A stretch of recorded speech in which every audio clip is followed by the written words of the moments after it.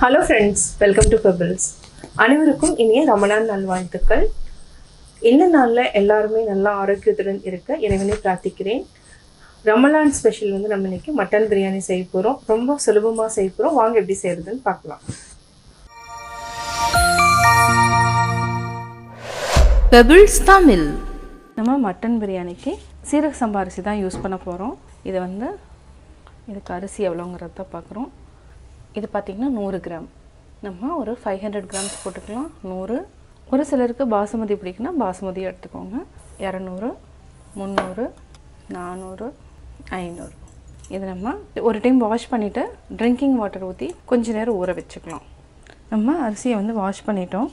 அதாவது தண்ணி நிறையா ஊற்ற வேண்டாம். இதில் இருக்கிற தண்ணியே போதும், நல்லா ஊறிடும். மட்டன் எடுத்துருக்குறோம். இதே 2-3 டைம் வாஷ் பண்ணியாச்சு.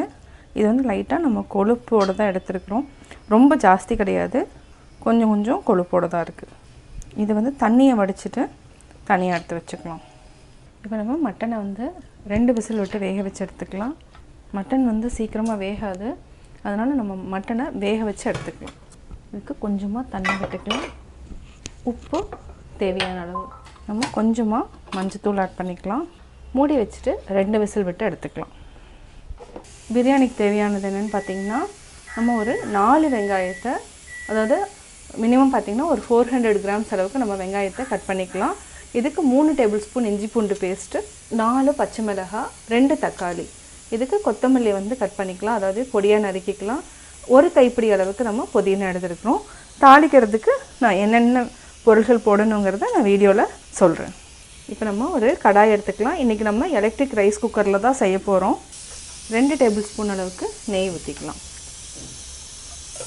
லாஸ்ட்டில் நம்ம 1 டீஸ்பூன் அளவுக்கு ஊற்றிக்கலாம். நெய் நல்லா உருகட்டும். நம்ம தேவைன்னா இன்னும் கொஞ்சமாக ரீஃபைண்ட் ஆயில் ஆட் பண்ணிக்கலாம்.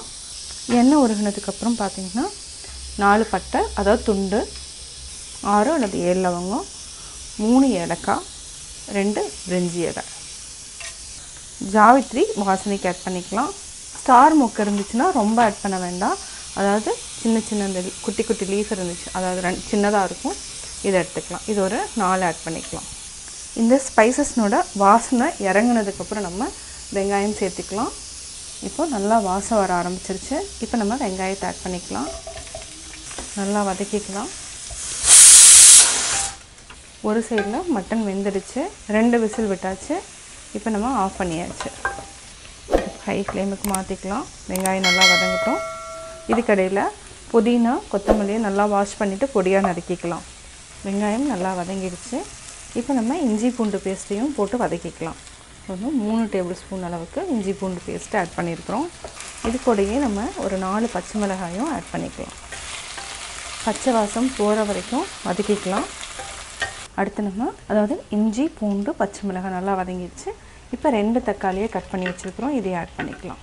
இது கூடயே நம்ம ஒரு கைப்பிடி அளவுக்கு புதினா கொத்தமல்லி ஆட் பண்ணிக்கலாம். இதை நல்லா பரட்டி விடுங்க.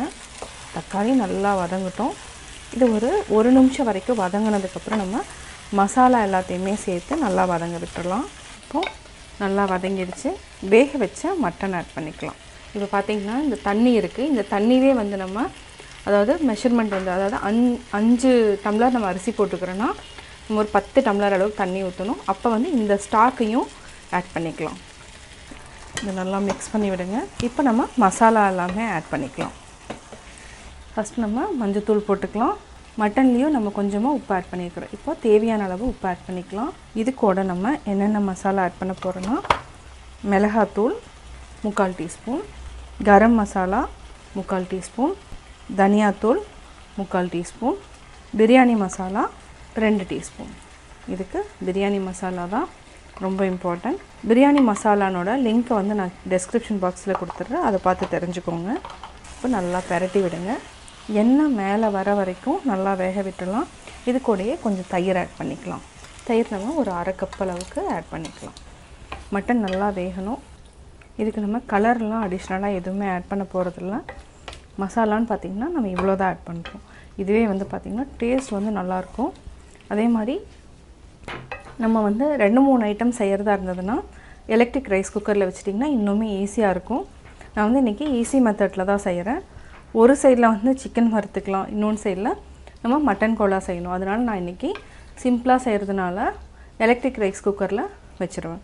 அது வந்து ஆட்டோமேட்டிக்காக அதாவது குக் பண்ணதுக்கப்புறம் கீப் ஃபார்முக்கு வந்துடும். அவ்வளோதான். இப்போ நம்ம மூடி வச்சுக்கலாம். அதுக்கப்புறம் நம்ம மாற்றிக்கலாம். பிரியாணி அந்த மசாலா போட்டதோட பச்சை வாசம் போயிடுச்சு. இப்போ பார்த்திங்கன்னா ஆயில் ஃபுல்லாக ரிலீஸ் ஆகி மேலே வந்துடுச்சு. நல்லா வெந்துடுச்சு. ஸ்மெல் வந்து நல்லா வர ஆரம்பிச்சிருச்சு. இப்போ நம்ம தண்ணி ஊற்றிக்கலாம். அதே டம்ளர் எடுத்துக்கலாம். ஆல்ரெடி மட்டன் ஸ்டாக் நம்மகிட்ட இருக்குது. இந்த தண்ணி ஆட் பண்ணிக்கலாம். 1 2 3 4 5 6 7 8 9. அதாவது நம்ம ஆல்ரெடி வந்து அந்த மசாலே 1 டம்ளர் அளவுக்கு தண்ணி இருக்கும். நம்ம 9 டம்ளர் மட்டும் தண்ணி ஊற்றிக்கலாம். உப்பு இருக்கான்னு செக் பண்ணிக்கலாம். இது நல்லா கொதித்ததுக்கப்புறம் நம்ம எலக்ட்ரிக் ரைஸ் குக்கரில் மாற்றிக்கலாம். தண்ணி நல்லா கொதிக்க ஆரம்பிச்சிருச்சு. இப்போ நம்ம கேஸ் ஆஃப் பண்ணிக்கலாம். இதில் மாற்றிக்கலாம். அவ்வளோதான். இப்போ நம்ம ரைஸ் ஆட் பண்ணிக்கலாம். ரைஸ் நல்லா ஊறிடுச்சு, பார்த்திங்கனாவே தெரியும். நல்லா மிக்ஸ் பண்ணி விடுங்க. பார்த்திங்கன்னா நம்ம ரைஸ் குக்கரில் வச்சிட்டோம். இப்போ ஆன் பண்ணியாச்சு. அதுக்கப்புறம் கீப் ஃபார்ம் இப்போ குக்கிங் மோடுக்கு மாற்றிடலாம். அவ்வளோதான். நம்ம மூடி வச்சிடலாம். அதாவது ரெடி ஆனதுக்கப்புறம் கீப் ஃபார்ம் மோடுக்கு மாறிடும். அப்போனா வெந்துருச்சுன்னு அர்த்தம். உடனே வந்து நம்ம எடுத்து சர்வ் பண்ண வேண்டாம். ஒரு 10 மினிட்ஸ் வந்து அதாவது நம்ம எப்படி தம் கொடுக்குறோமோ அதே மாதிரி நல்லா புழுங்கணும். கீப் ஃபார்ம் வந்ததுக்கப்புறம் வேகாமல் தான் இருக்கும். 3/4 வாசி வந்திருக்கும். ஒரு 10 மினிட்ஸ்க்கு அப்புறம் எடுத்து சர்வ் பண்ணிக்கலாம். இப்போ நம்ம மூடி வச்சிடலாம். இது வந்து சீக்கிரமாக பிரியாணி ரெடி ஆகிடும். இப்போது கீப் ஃபார்ம் வந்துருச்சு. அதாவது கீப் ஃபார்ம் வந்து ஒரு 10 மினிட்ஸ் ஆகிடுச்சு. இப்போ ஓப்பன் பண்ணலாம். பார்த்திங்கன்னா நல்லா வெந்துடுச்சு. இது நல்லா பெரட்டி விட்டுக்கோங்க. பிரியாணி ரெடி. மேலே நம்ம கொத்தமல்லி தழை தூவிக்கலாம். இப்போ நம்ம பிளேட்டில் மாற்றிக்கலாம். Hi friends, welcome to pebbles. நான் எனக்கு செய்ய போகிறது பிரெட் அல்வா. இது வந்து ரம்ஜான் ஸ்பெஷல். இது வந்து ரொம்ப சுலபமாக பண்ணலாம். இதுக்கு வந்து வீட் பிரெட் எடுத்தாலும் ஓகே, இல்லைனா ஒயிட் பிரெட், சாண்ட்விச் பிரெட், இது எது வேணாலும் நம்ம எடுத்துக்கலாம். இந்த ஓரத்தில் கட் பண்ணிவிட்டு இதை வந்து கீயில் ஃப்ரை பண்ணி தான் நம்ம செய்ய போகிறோம். வாங்க எப்படி செய்கிறதுன்னு பார்க்கலாம். தேவையான பொருட்கள் 6 ஸ்லைஸ் ஒயிட் பிரெட் எடுத்திருக்கேன். நீங்கள் தேவைன்னா வீட் பிரெட்டும் எடுத்துக்கலாம். இது ஓரெல்லாம் நம்ம கட் பண்ணிக்கணும். 75 கிராம் சர்க்கரை எடுத்துக்கலாம். 75 கிராம் சர்க்கரை இல்லாத கோவா, 100 ml பால், தேவையான அளவு நெய், 50 கிராம் முந்திரி, 50 கிராம் வெள்ளரி விதை, 50 கிராம் திராட்சை. இப்போ எப்படி செய்கிறதுன்னு பார்க்கலாம். ஒரு பேன் வச்சுட்டோம். இதில் நெய் விட்டுக்கலாம். இந்த மாதிரி ப்ரெட்டெல்லாம் போட்டுக்கலாம்.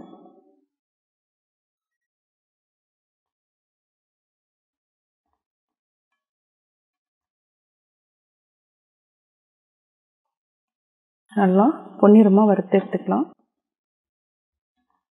இந்த மாதிரி ஆகணும். இப்போ திருப்பி விடுங்க.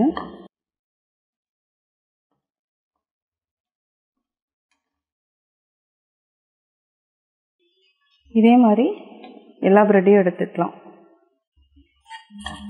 இந்த மாதிரி பொன்னிறமாக வறுத்துக்கலாம். ஆல்ரெடி வறுத்ததையும் ஆட் பண்ணியாச்சு.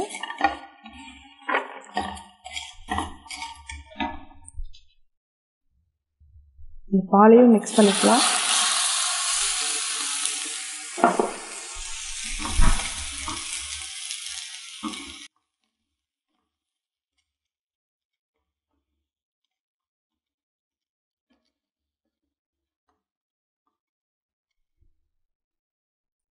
சிம்மில் வச்சுட்டு நல்லா ப்ரெட்டு வந்து சாஃப்டாகணும். இதை நல்லா மிக்ஸ் பண்ணி விடலாம். இப்போ நான் சர்க்கரையை ஆட் பண்ணிக்கிறேன். கோவாவையும் ஆட் பண்ணிக்கலாம்.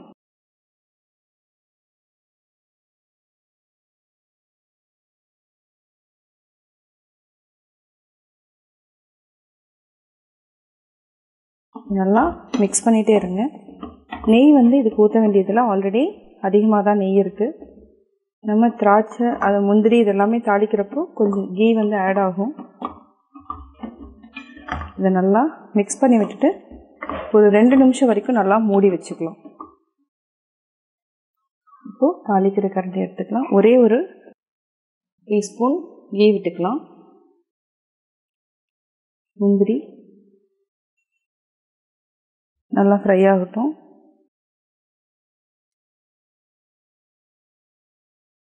பொன்னிறமாயிடுச்சு. இதை நம்ம தனியாக எடுத்து வச்சுக்கலாம். நம்ம திராட்சையும் போட்டுக்கலாம்.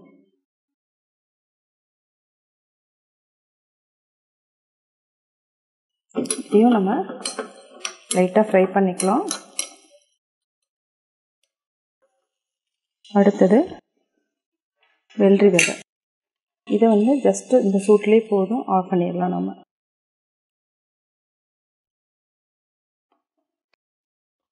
பிரெட் அல்வா ரெடி ஆயிடுச்சு. இந்த மாதிரி சுருண்டு வரப்போ, அதாவது அடியில் பிடிக்காமல் இந்த மாதிரி சுருண்டு வரப்போ நம்ம ஆஃப் பண்ணிக்கலாம். இப்போ நட்ஸ் எல்லாத்தையுமே நம்ம ஆட் பண்ணிக்கலாம்.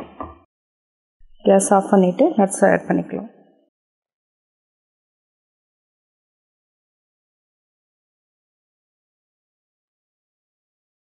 பிரெட் அல்வா ரெடி ஆயாச்சு.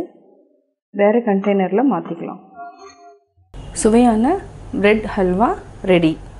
நான் பிரெட் ஹல்வா எப்படி செஞ்சேங்கிறத பார்த்தீங்க. கட்டாயம் உங்களுக்கு இந்த வீடியோ பிடிச்சிருக்கும்.